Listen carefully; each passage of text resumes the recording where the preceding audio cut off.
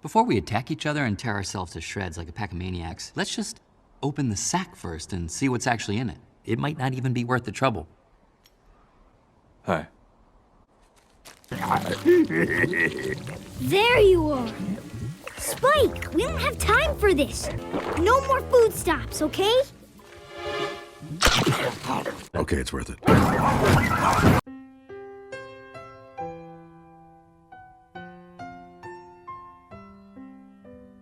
April 11th, 2018. Seems so long ago now, doesn't it? On that day, I completed one of the most difficult challenges on this channel. I reviewed every last Land Before Time movie that exists. For now, anyway. Knock on wood. Since then, I've moved on to other challenges like the direct-to-video Disney sequels, the Big Hero 6 franchise, and currently the Don Bluth films. In the years since then, however, I feel like I've grown a lot as a content creator. I've gotten better at my craft, and wondered to myself sometimes, how? How would I have reviewed these movies if I reviewed them now? It's been 5 years since I started talking about them, so would I still feel the same if I reviewed them again? Would the videos be funnier? Or would the videos be cringier? I know, quite a situation I'm in, right? But RaisorBlade, you already reviewed these movies, and as we all know, you can't change your mind once you said something on the internet. It's always gonna be the same forever. Yeah, it's a very healthy mindset to live by. Look, believe it or not, guys, you're not defined by what you put on Twitter 5 years ago. At least most of us aren't. It's been years since I've talked about these movies, so there's a pretty good chance I might actually feel differently about them. Maybe I'll actually like one more than I originally did. Or maybe we already know what number one's going to be in the end. Kinda hard pressed to find someone who would disagree with me. But there are currently 14 movies to go over again, so for this holiday season, let's take a nostalgia trip and rank all 14 of these movies from worst to best. Let's go back to the Land Before Time. That's not the music of Land Before Time! That'll work! The whole point of me revisiting these movies is to see if any of my original thoughts have changed, and it turns out I was absolutely right. My thoughts on this particular Land Before Time sequel have changed over the last couple of years. I now believe that The Wisdom of Friends is an offense to God. It sucks. It's so bad. In fact, it's actually even worse than I remember. The yellow bellies, the phoned-in message at the end, the songs. Dear God. There's more. No. You could clearly tell that the people behind these movies were sick to death of this franchise and were pretty much ready to bury it 6 feet under. I think probably the worst thing about this film is easily the message they're going for, which I guess is the same as the original films, but its execution is just so botched and confusing. The way the Yellowbellies kind of shame Littlefoot for thinking like a Longneck is pretty hypocritical considering the movie's trying to say, oh, not everyone's like you need to be more open-minded. On top of that, you have Littlefoot acting like such a Karen in this movie, suddenly acting all protective over these idiots, all because they have the combined brain cell of a Teletubby. Singular! The songs are all obnoxious, just childish, shitty crap meant to keep a baby from accidentally eating glue. I know these sequels were made with kids in mind, but this feels like it was made with babies in mind. It's just insane how far we've fallen from the maturity and complexity that was the original film. No heart, no passion, no creativity. I mean, just look at the Yellowbellies' designs. They don't even look like they belong in this universe. They look like some background Sesame Street character or something. Kind of like Norm of the North or the Emoji Movie, I can imagine people defending this movie, mainly because it was made for kids, and I'm a grown-ass adult and need to get over it. Well, let me tell you something, asshole. First of all, you're getting mad over me talking about a kid's movie. Maybe you need to get over it. Secondly, this movie was made by grown-ass adults. Adults that they themselves were just done. They were 13 movies into a franchise they believed needed to just die already, and they were clearly fed the fuck up. They were done. They probably had a million better things to do than work on the Land Before Time 69 or whatever, so frankly, I don't hold this movie against them. Like seriously, imagine being so done with this franchise and being forced to do it for years on end. I'd get sick of it too. The only redeeming factor this movie has to offer is that my boy Spike is in this movie. Yet sadly, even he is not enough to save this colossal, rotten dino shit.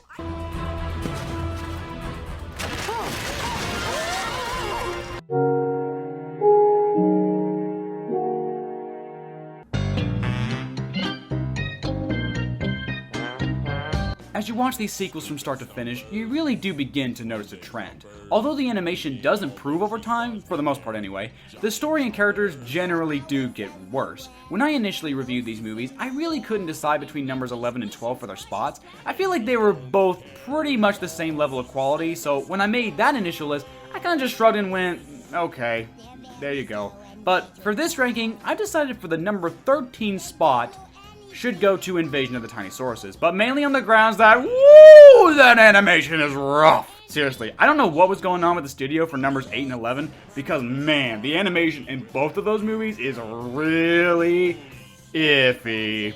Not awful, but you could tell they really should have sat down and gone, yeah, maybe we should scale back on these really bulky movements and crazy as fuck expressions.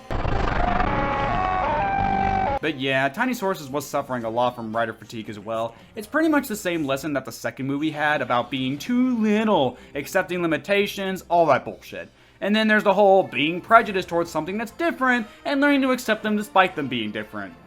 Again, all that bullshit. It's just taking bits and pieces of the other movies and just smashing them together into this really loose plot. From Sarah having to deal with her father again, to celebrity cameos again. It's just disgusting, froppy fourths at this point. The franchise was running on fumes and it was really starting to show. Especially considering the songs in this film were just beyond forgettable. I don't remember a single one of them, do you? The only redeemable thing this movie really had going for it is the late Michael Clarke Duncan's performance, but that's kind of a given to be honest, and this one scene between Sarah and her father about accepting Tria into their lives. That was a genuinely nice scene. But outside of that, it's just scraps at this point. And the kind of scraps where you decide it's not even worth eating since it won't fill you up anyway, so you just throw it away and order a pizza instead. So make it a good pizza, and while you're at it, maybe watch another movie instead. That has Spike in it, of course, because what's a movie without Spike in it? A shit one, that's what it is.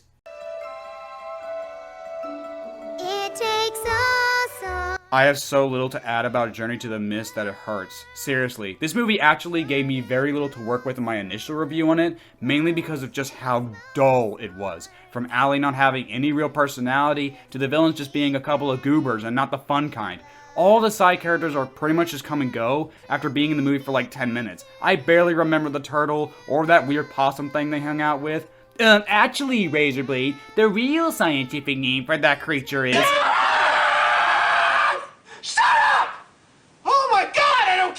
The songs are pretty meh, the animation is meh, it's all just so meh. But the biggest problem for me is still that goddamn MacGuffin that is the Night Flower. Magical flowers that cure any ailment just seem so convoluted in this universe.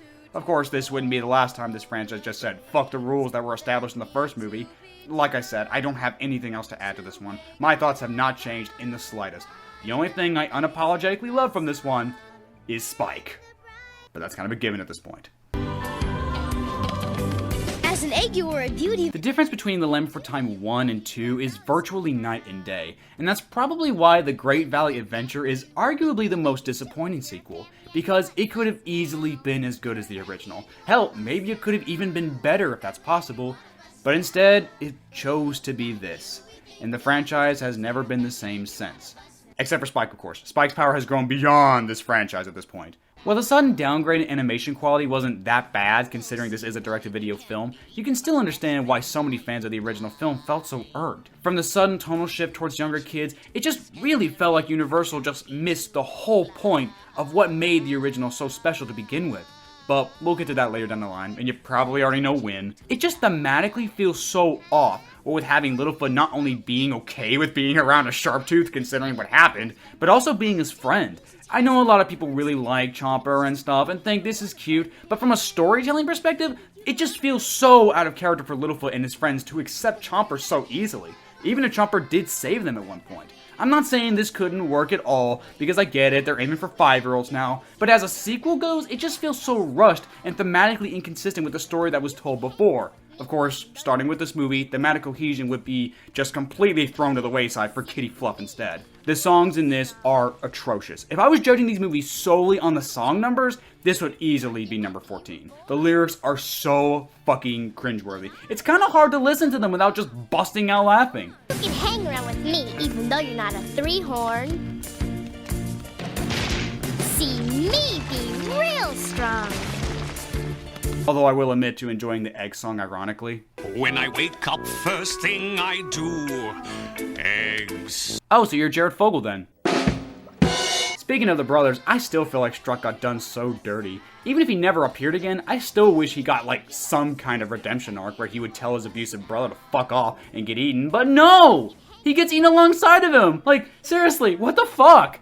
But okay, I've been harsh enough on this one. What are things that I do like with this one?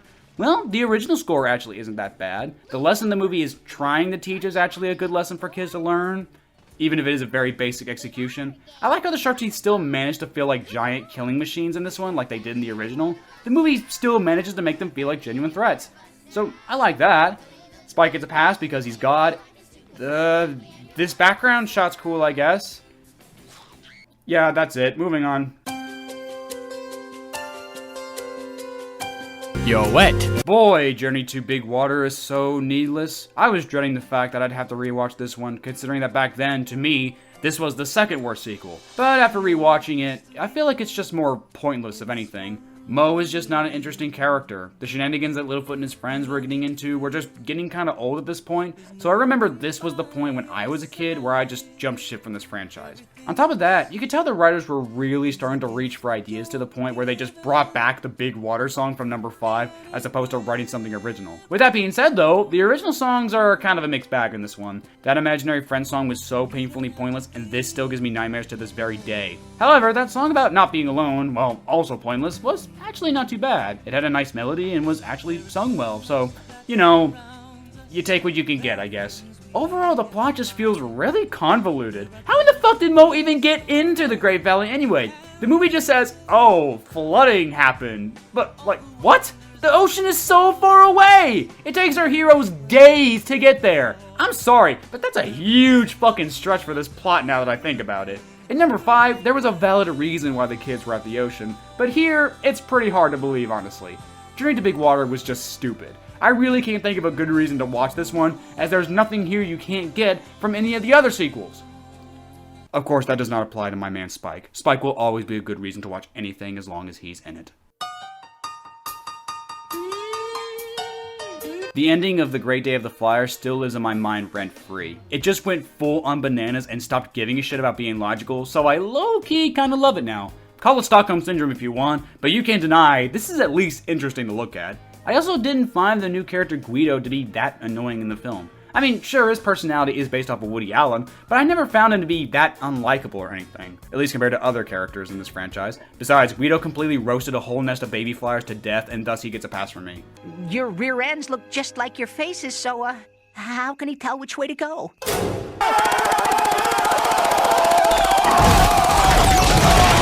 Don't get me wrong though, this movie still has its stupid shit. The whole sleepwalking sequence with Guido is enough to make you want to scalp yourself, but that's more the characters deciding to just not wake him up for whatever reason. Yeah, I know it's dangerous to wake up a sleepwalker, but I have reason to believe this is worse!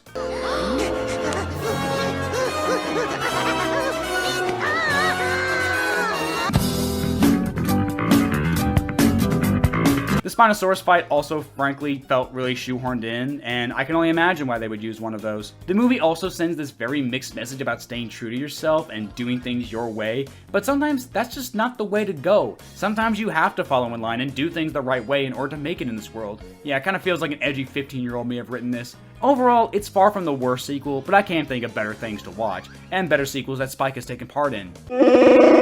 Fuck you, that's why!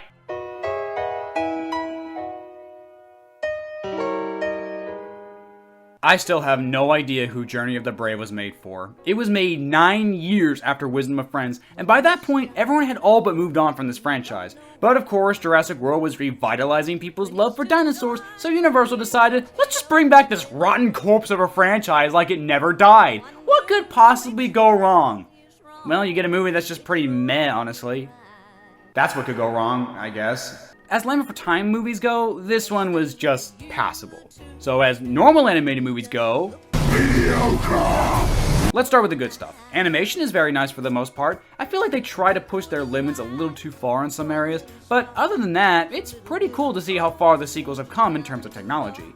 I just wish I could say the same thing about the writers, who clearly have forgotten how to write their characters. Except for Spike, of course. Reba McEntire's song was nice. I don't know if she wrote it herself, but considering her talent for songwriting, it wouldn't surprise me if she did. She is Reba McEntire, after all. The new voice actors for Grandpa Longneck and Topsy really don't fit at all, but it's not like they're giving bad performances or anything. So there's that, I guess. Yeah, that's all I've got. Let's cut the shit now. Sarah is such an unlikable bitch in this movie. She takes every opportunity to mess with Littlefoot while he's trying to save his dad just for the sake of messing with him. It'd be one thing if she was just being stubborn like she normally is, but sometimes her trolling just leads to her and the gang doing stupid shit. Take that scene where they all decide to randomly go for a swim, for example, knowing full well there are Sharptooth nearby. Fucking dumbass. And then she has the gall to keep saying that she's in the right. Wild Arms is an annoying cuck, but to be fair, he's not really in the movie for that long. But for the time he is there, yeah, you just want to shoot him up. Chomper and Ruby are there too, I guess. The ending is total bullshit. I know this is a kid's film, but suspension of disbelief can only go so far, people, okay? Braun is fucking dead. Shorty obviously dies as he's nowhere to be seen. Every time a Sharptooth showed up, the characters should have fucking died. Everybody in this movie survives only because the characters have some of the thickest plot armor you've ever seen. It's almost as thick as the people in Jurassic World Fallen Kingdom. That's right, you knew where I was going with that. I guess Journey of the Brave is pretty inoffensive overall. I can't think of any reason to deny someone from watching it, but at the same time, I can think of a million other movies to watch instead. This is just a forgettable film overall and failed at its job of bringing the franchise back. At least let's hope. Once again, we're at a crossroads. I feel like both 5 and 6 are at the same level of quality, so it is kinda hard to really decide which one to pick for this slot. Let's see, 5 has Grandpa's dick, while 6 has Sarah's niece. 6 goes here. The nieces were the deciding factor, and is a damn good reason for skipping this one altogether. The fact that they impact the plot as much as they do just really fucking pisses me off. But even worse, they survive in the end! Every time they're on screen, I want to bash my head into the ground! Fuck these kids! I don't care if they're kids, fuck them kids! I hope their fossils became car fuel, which then proceeded to blow up! Outside of them though, this one's overall okay. We're in the top half now, so a lot of these sequels really do begin to bank into that okay territory, but now it all comes down to just how okay they are, if that makes any sense. The songs are actually okay in this one. That one song about the lone dinosaur makes for great meme material. One day when he was roaming alone out in the west, a vicious pack of Sharptooth came and gobbled up his nest. Doc is a pretty cool character, I suppose. Obviously, he's supposed to be like Clint Eastwood in this movie, so it kind of goes without saying he's cool. The ending was nice, with Littlefoot telling his grandpa that he's his hero. That was sweet.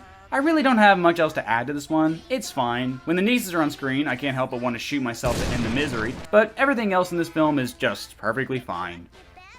Except for Spike. He's perfect. So perfect. Fuck you, Chewie! You're just jealous!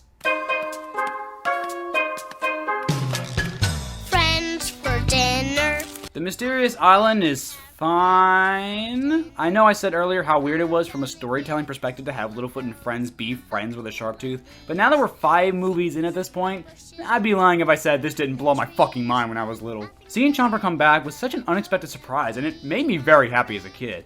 So, how do I feel as an adult? I mean, I don't hate him. He's alright, I guess. I actually do think it's interesting how Chomper and his parents act in this movie. We actually see that they have their own language and that they're really caring about their son. There's even a gay joke in this movie that completely went over my head as a kid. Like, holy shit, I can't believe they got away with that. Then again, this one did get away with showing blood in some scenes, which even the original couldn't get away with. That's pretty insane. I know it's not like dismemberment or anything, but still. There's also Grandpa's dick. How is this movie not R-rated? I also think the songs in this one are pretty good. They're surprisingly all pretty catchy and are even produced well. Better than most songs from these sequels. Although you can still argue they're all pointless, but that's the standard for almost all of these movies at this point. But that's not to say this movie doesn't have any flaws at all. Petrie can easily just fly across the ocean and get the grown-ups. And the whole "it's not fair to make one of us cross" is really stupid and short-minded. It's not fair to ask one of us to try to cross it alone. If one of us goes, we all go. The fuck? Why not just have Petrie break a wing or something to where he can't fly? You're showing blood in this movies, guys. Actually grow a pair like Grandpa Longnecks and hurt a kid. Overall, number 5 ain't that bad. It has a lot more to offer than most sequels, and I gotta give it props for having a bit more grit than the others, even if it is by little kid movie standards. Also, the pacing is pretty good. Nothing feels like it's wasting time on anything, except maybe the first couple of minutes, but that's to be expected from these movies at this point. Overall, solid sequel. Also, we have this glorious image of Spike, and it is considered holy. Thank you, almighty Spike. You truly are a gift.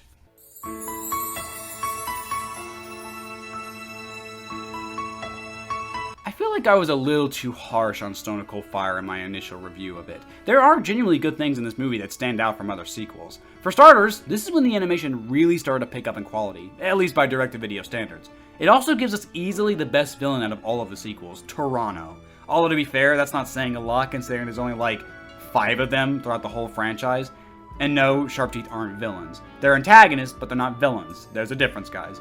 I do wish they were more consistent with Toronto because the idea is there to make him a really complex character. He has the ego of Kanye West, but he also genuinely wants to help those that are in the Great Valley. The story of him separating from the main herd and causing those people who followed him to get killed by Sharptooth is really ballsy for a Land Before Time sequel to do. So him wanting to redeem himself sounds like a great story arc. But again, the movie can't really seem to pick a tone with him at all, as there are scenes like this song number, for example, where instead of redeeming himself, his motivation just seems to be proving that he's as great as he thinks he is. This frankly makes him kind of unlikable and really clashes with his redemption, making it kind of hard to really root for him in the end. I'm glad he got redeemed, but it could have been way stronger. I also like how he's still punished in the end. I mean, he still kidnapped a kid after all. I like how the movie shows that there are consequences for your actions, even though you did try to absolve them in the end. That's a lesson people in real life could learn. But there's still some iffy stuff in this film. The rainbow faces, for example. Yeah, this was when the Land Before Time officially jumped the shark. The worst part of it is you could have easily just had these guys just be hippies or something. You didn't have to make them fucking aliens! The songs are also pretty meh, and the lyrics are very, very weird. For every step forward this movie took, it unfortunately took another step back, leaving it in this place that was ambitious, but was just unable to truly reach for the potential that would have really made this one stand out, which is honestly a shame. I see the potential in Toronto, I see how its arc could have worked, and while it did come together in the end, it just felt rather clumsy in execution. They really should have stuck with the redemption angle and gave up on the whole ego thing. Overall, a nice try, but could have been better. But hey, at least Toronto was smart enough to not try to kidnap Spike, because Spike would have fucked his shit up!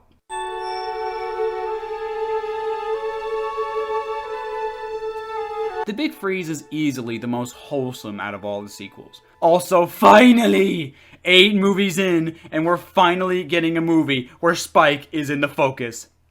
That's a crime in my opinion, but I'm not a judge, so therefore my thoughts are irrelevant, even though we all know the truth! How you doing, Mr. Nice Plan? Get your fucking ass in there. Seriously though, everything involving Spike, Ducky, and their mom all feel very genuine and real. When the Spike Tails show up, you quickly understand the mom's anxiety and why she's so reluctant to let Spike go, but at the same time, Spike should get to know his own kind. Not many of these sequels focus on the parents all that much, but funny enough, when it gives the parents an arc of their own, it ends up making the sequel so much better than the others. Hence why starting with this one, every sequel has an arc that a parent goes through. It's also a great lesson about how family isn't defined by blood, but rather the love that's given to us from the people around us. It's a good lesson that I think both kids and adults can take from this. Outside of them, you also have Mr. Thignos, who's easily one of the better guest characters in a Land Before Time sequel. I like how he comes full circle with his own arc of admitting that even though he doesn't know everything, there's still room to grow and better yourself. Again, another good lesson that both kids and adults can learn. Speaking of which, the songs are also pretty nice in this one. Well, the last 2 are. The first one's not that great. Also, the animation in this one is just very weird. Just look at that face. This is the face of someone who just looked at your mom.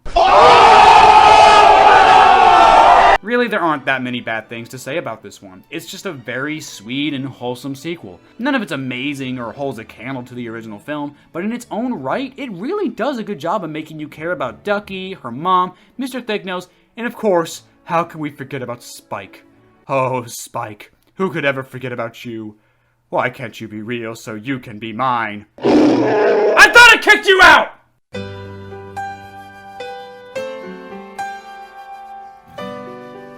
I still stand by what I said about the Great Longneck Migration. This should have been the true first sequel to the original movie. While not as good, it does do everything that a sequel is supposed to do. It ups the stakes, adds to the world building, and gives us new characters to actually care about. I actually really like the idea of introducing us to Littlefoot's dad and having Littlefoot spend time with him, even if the explanation as to where he's been is still a little iffy. I like Shorty, I like Pat, and... yeah, okay, Sue's kind of pointless. You had Bernadette Peters in your animated film, and yet you don't have her sing? The fuck, guys? Sure, Sue saves Littlefoot's life, but you could have easily had Grandpa do that. Also, she pretty much just disappears after they arrive at the crater anyway, so... yeah, why is she even here? The songs in this one are pretty meh, to be honest. The final song's pretty good, but the other two I hardly remember at all. But like I said before, the movie is at its strongest when it's focused on Littlefoot and Brawn. I also really dig the big as hell climax. I mean, granted, it is a little out of nowhere for Sharptooth to just suddenly show up, but even then, it's still pretty fun and intense. I like it. A part of me does wish that Brawn and his herd would just come to the Great Valley, or even more interestingly, Littlefoot decides to go with his father after all, as that would seriously change up the story. But I guess we can't go against the status quo, now can we? Oh well, I think this is the last truly good sequel. Like after 9, they suddenly got a good idea for a sequel, was kicking themselves in the ass for not coming up with it sooner, but then went back to shit with 11. It's a real shame, but what are you gonna do? The Great Longneck Migration is a pretty good sequel, actually. I honestly can't think of much that you could do to improve upon it, other than maybe make the songs better, remove Sue, and make it about Spike. That would make it 1,000,000 times better. Actually, no. 1,000,000,000 times better!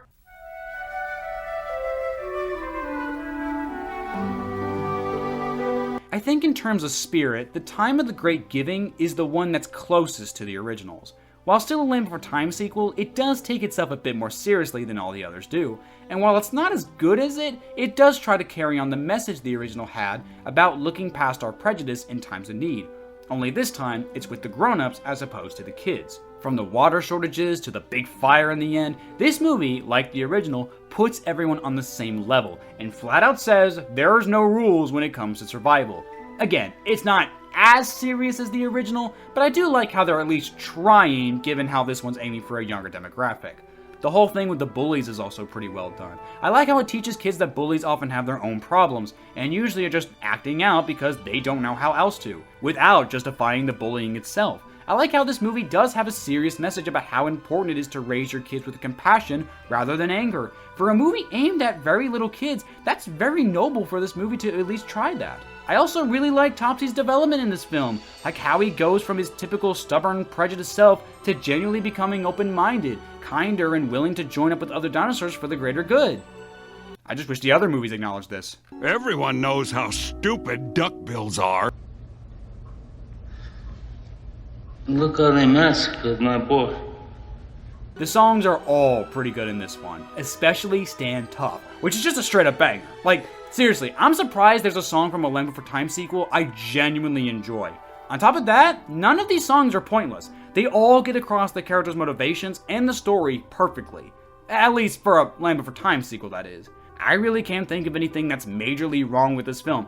I mean, sure, it could have been a little more mature, and I guess you can argue the adults are kind of stupid for not just following the water the same way the kids did, but frankly, those are kind of small in comparison to what this film does right. I think as a whole, this one is the best sequel. It has the spirit, it has the songs, the development, the characters, it has Spike, of course. It's just all the way solid. And yet, even it doesn't even come close to, oh, you know it's number one. You knew the whole damn time. Don't lose your way with each passing day. Words cannot even begin to describe just how amazing The Land Before Time is. I always come back to watch this movie, and every single time, it truly does get better. The story of a young Longneck as it tries to survive in a desolate world without his mother is already an amazing concept. But using the power of animation to create this gorgeous landscape with thrilling battles, unforgettable characters, and just this sheer sense of awe. After 33 years, this film is still absolutely gorgeous. Just sheer love and passion put into every frame. The fight scene between Littlefoot's mom and the Sharptooth still just blows me away with the colors, the music, the intensity, and just the grand scale of it all. And the scene that follows afterward just completely breaks my heart every time. The bond between Littlefoot and his mom was executed so perfectly in this movie, despite the little screen time they have together. You truly believe they have a bond that's unbreakable throughout the entire film. I remember in my original review, I had a small issue with the rooter scene, how it kind of made the message a bit less subtle, and as a result, kind of took away from the brilliance, I think. This was just a nitpick, honestly, but looking back now, and after going through a personal loss of my own, I take it all back. I'm glad this scene is in the movie. Sometimes I'll even come back to the scene alone just to hear those words be said to me. These words are really important, and I think anyone who's gone through a loss the way Littlefoot did can truly relate with them. The way this movie deals with the theme of grief, loss, and coping, even to this day, most movies don't come close to what this movie was able to accomplish. All show, no tell. From the racism, to grief, to the power of coming together, it's all there. Easy for kids to learn. And all the other characters are great too. From Sarah being the result of her environment, learning about racism from her father, to Ducky being the quirky free spirit, to Petrie being himself, I guess, and Spike. From the day he was born, he just didn't give a fuck. He was born with no fucks. Some say it's a curse, but he sees it as a gift. James Horner's score is still to this day brilliant, truly unforgettable. There's a reason why the sequels would cheat and just use his music all the time. Doesn't make it right, but yeah, I get it. There's no way the sequels would have even come close. Not just in the score, but in pretty much every regard. The original movie just blows them all away. It's not even a contest.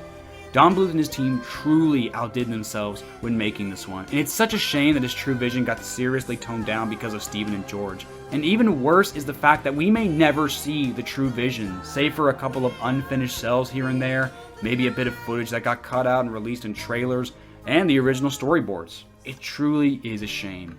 But despite all of this though, The Land Before Time still managed to tell a truly captivating story, with beautiful animation, a wonderful score, unforgettable characters, and a truly memorable experience. I guess I could talk about how I do prefer Petrie in the sequels compared to him here, or ask how the kids got out of that tar pit. But honestly, does it even matter? For every little mild mistake, this movie has a strength that surpasses it by a mile. It's one of my all-time favorite movies, and if you ask me, it is, in my opinion, Don Bluth's greatest film. Yep, better than Nim or An American Tail. At least in my opinion. It's just perfect. Or at least as close to perfect as a movie can get. I've seen it a million times, and I'll be sure to watch it a million times more. In the words of Stan Lee, Enough said. I'll admit, it was actually kind of nice to return to these sequels after all these years. Some are worse than I remember, but others I actually found a new appreciation for. Only time will tell if I still feel this way in the next 3 years, but I doubt I'm going to make another video about them. So, consider this my official adieu to the Land Before Time franchise. At least until the 15th movie is made that reveals once and for all that Spike truly is the Lord and Savior Jesus Christ as I expected him to be. I mean, think about it. It all makes sense. He loves everyone and accepts them unconditionally, but if you get on his bad side, then he will send you to the bowels of hell where you belong! All hail the mighty Spike Tail! All hail Spike! All hail Spike! They can chase us down, but we will always win. Leading every dance, feeling every touch, and getting high in love. We're invincible.